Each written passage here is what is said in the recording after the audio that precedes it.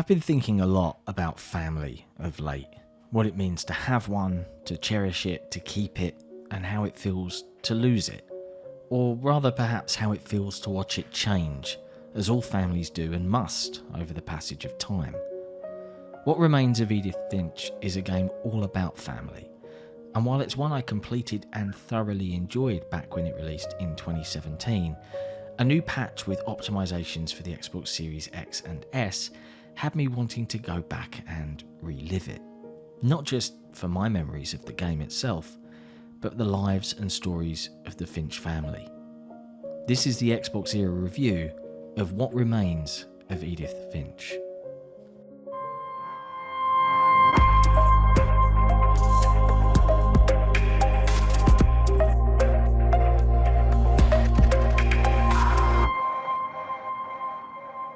What Remains of Edith Finch can probably be slotted into the genre most fondly referred to as walking simulator.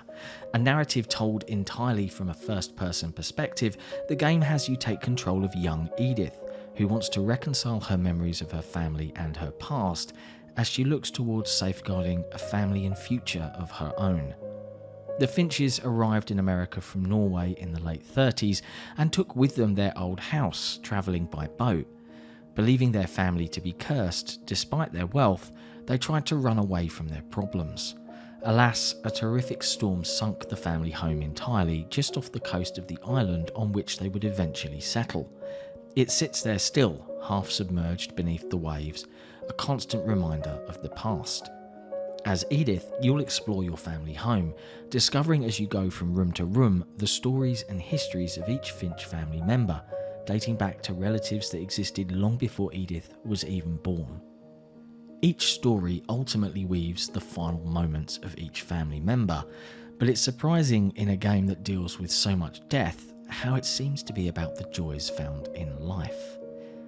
Each history that is retold is done so via unique gameplay, and the variety and scale on display is pure imaginative delight.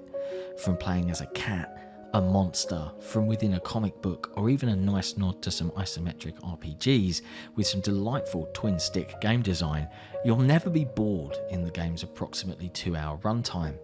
One particular sequence, seen from the eyes of a young child, is utterly heartbreaking to play through as a parent, and yet is told so kindly and so sweetly that even if the subject matter leans towards the macabre, I would still urge you to play through it. It's a testament to the writing here that all the characters' stories feel so genuine and real.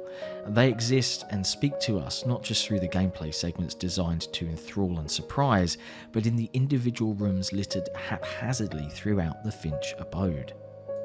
There are layers upon layers of detail here, personalities shining through normal everyday objects, from stonerish hippie attics to beautifully carved and revered rooms for space-obsessed youngsters. The character of the Finch house itself looms large everywhere, a labyrinth of secret passages and sealed shut bedrooms begging to be explored and examined. It's incredibly strange and almost impossible in its existence, and yet feels very real and lived in. The game, now displaying in a native 4K 60 Fps presentation on Xbox Series X, made all these details shine the brighter, and the game felt better for it. The story itself, narrated to us via Edith as well as other characters and voices as we dive deeper into the family tree, is woven throughout the game, text weaving itself into existence in the air before being blown away by the tail of a kite, or on the walls and belongings of those that came before, subtly pulling the camera to highlight something relevant before fading from view. It's elevated all the more by an absolutely enchanting score, subtle and heartfelt, each track consistently fitting the story as it plays out on the screen. One personal favourite is Milton's Tower, which I've used for this video and have found myself humming regularly long after I've stopped playing. What Remains of Edith Finch is a story all about life, its uniqueness, its magic, and the surprises that can come from just existing.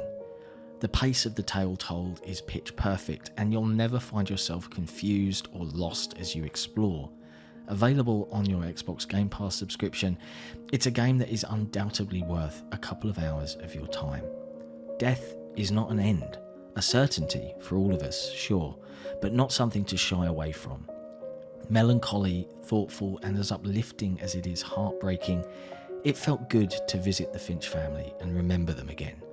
There's nothing but love in these walls, even amongst the sadness.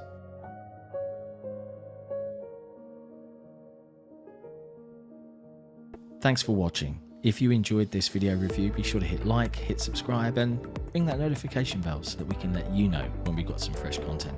And we'll see you next time.